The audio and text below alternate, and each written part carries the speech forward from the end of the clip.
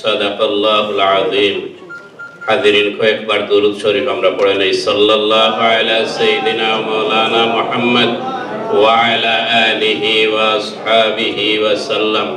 সাল্লাল্লাহু আলা সাইয়্যিদিনা মাওলানা মুহাম্মদ ওয়া আলা আলিহি ওয়া আসহাবিহি ওয়া সাল্লাম।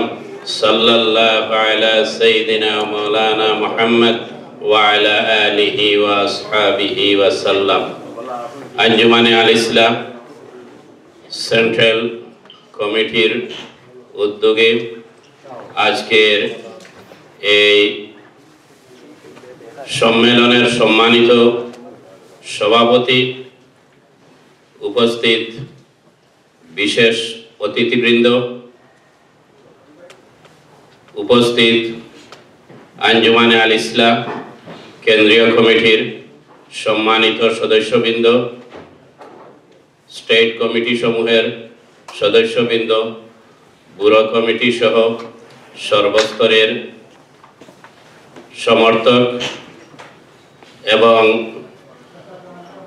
উপস্থিত সুধীবৃন্দ, মহান আল্লাহ তাবারক ওয়া তাআলার শাহানশাহী দরবারে আজকে আমরা শুকরিয়া আদায় করি যে এত দুর্যোগপূর্ণ ওয়েদারকে উপেক্ষা করে আজকে এই হলে আঞ্জুমানে আল ইসলার ডাকে আমরা সাড়া দিতে পেরেছি। মহান আল্লাহ তাবারক ওয়া তাআলার মহান দরবারে আমরা শুকরিয়া আদায় করি, আলহামদুলিল্লাহ। হাজিরিন, আঞ্জুমানে আল ইসলাম এটি একটি অরাজনৈতিক সংগঠন। এই সংগঠনের যেমন নাম তেমন কাজ। সংগঠনের নাম আল ইসলাহ। আঞ্জুমান মিন্স সংগঠন, আল ইসলাহ মিন্স নিজের সংশোধন হওয়া, অন্যকে সংশোধন হওয়ার জন্য উৎসাহিত করা। এই সংগঠনের যেমন নাম তেমন কাজ। এই মহান সংগঠন আমরা পেয়েছি বিশ্ববরণ্য আলী, অলিকুল শিরোমণি, শামসুল উলামা, আল্লামা সাহেব কিবলা ফুলতলি রহমতুল্লাহি আলাইহির মাধ্যমে। এই সংগঠনকে পেয়ে আমরা এই সংগঠনের ছায়াতলে আশ্রয় নিয়েছিলাম, সংগঠনের কার্যক্রম চালিয়ে যাচ্ছি। সময় সময় এই সংগঠনের পক্ষ থেকে আপনাদেরকে বিভিন্ন ভাবে উৎসাহ উদ্দীপনা দিয়ে যাওয়া হচ্ছে, যেভাবে নিজের আমলকে সংশোধন করে পরকালের পাথেয় সংগ্রহ করা যায়। হাজিরিন, এই সংগঠন আল্লাহর ওলির মাধ্যমে আমরা পেয়েছিলাম। আল্লাহর ওলির মুরিদান, মুহিব্বিন, শুভাকাঙ্ক্ষী, শুভানুদ্দায়ী পৃথিবীর প্রত্যন্ত অঞ্চলে যে যেখানে রয়েছেন আঞ্জুমানে আল ইসলার সদস্য হিসাবে কাজ করে যাচ্ছে। এরই ধারাবাহিকতা হিসাবে এই ইউএস এর মধ্যে আমরা যারা রয়েছি, আমরা ওই আল্লাহর ওলির আদর্শকে অনুসরণ করে আমরা কাজ করে যাচ্ছি। তবে আমাদের কাজের যে গতি রয়েছে, গতিকে আরো ত্বরান্বিত করতে হবে। আজকে আপনারা এই বিশ্বের দিকে তাকালে দেখবেন ইসলামকে ধ্বংস করার জন্য, ইসলামের নামকে মুছে ফেলার জন্য আজকে বিভিন্ন অপশক্তি তারা কিন্তু বসে নয়, তারা বিভিন্নভাবে অপতৎপরতা চালিয়ে যাচ্ছে। এর পাশাপাশি কাদিয়ানি জামাত, এর পাশাপাশি আমাদের মুসলমানদের মধ্যে নতুনভাবে আরো একটা গোত্র বা একটা গ্রুপ তারা তৈরি হয়েছে। এতদিন যাবত আমরা যা করে আসছি, আমাদের ওই সলফে সালেহিনরা, আমাদের মুরব্বীরা, আমাদের ওই মুরব্বিয়ানে কেরামরা যা করে আসছেন, আজকে এক গ্রুপ তৈরি হয়েছে, তারা বলতেছে ওগুলা আদৌ ঠিক নয়। এমলা আজগবি কথাবার্তা তাদের মুখের মধ্যে শোনা যায়, শুনলে মনের মধ্যে কেমন হতবাক লেগে যায়। বলে যে এতদিন যা শুনে আসছি ওগুলা কিছুই ঠিক নয়, আজকে এইভাবে কাজ করতে হবে, নমাজের মধ্যে এইভাবে নমাজ পড়তে হবে, নমাজের মধ্যে দাঁড়ানোর সময় এইভাবে পা একেবারে একজন থেকে আরো একজনের পায়ের মধ্যে পা লাগিয়ে দাঁড়াতে হবে। এইভাবে কত নতুন নতুন তারা এই পথ এবং মত ক্রিয়েট করতেছে। তারা কেবল বলতেছে ওগুলাই সঠিক। এতদিন যা শুনে আসছি ওগুলা ঠিক হয় নাই। বাবারাও ভুল করেছেন, দাদারাও ভুল করেছেন, মুরব্বিয়ানে কেরাম ভুল করেছেন। কাদিরিনে কেরাম, আখেরি জমানার এটাও একটা লক্ষণ যে পরবর্তী জেনারেশন পূর্ববর্তী জেনারেশনকে ভুল বলবে, ওদেরকে রং পথে আখ্যায়িত দিবে। আজকে এই সমস্ত লোকরা আমাদের মধ্যে সৃষ্টি হয়ে গেছে। শুনতে অবাক লাগে, কেমন কথা বলে।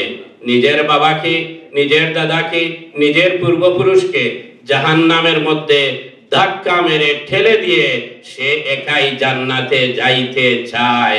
হাজিরিনে কেরাম, কেমন আফসোসের ব্যাপার।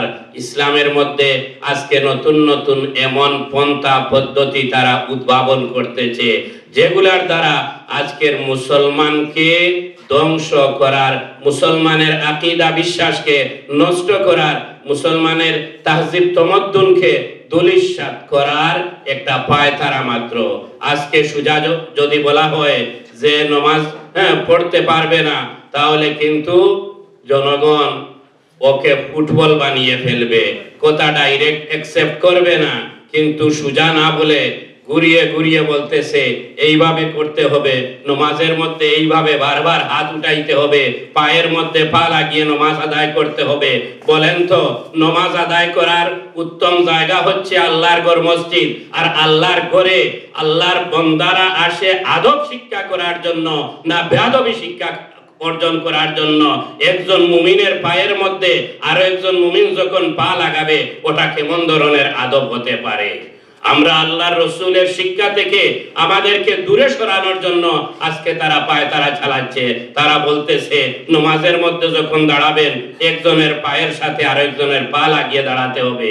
আপনি যদি ভদ্রতার খাতিরে আপনার পাকে সংকুচন করে নেন, দেখবেন আপনি আপনার নিজের ছায়ার মধ্যে পা রেখেও আপনি সান্ত্বনা পাইতেছেন না, ধাক্কা জানিয়ে আপনার পায়ের মধ্যে পা লাগাবে।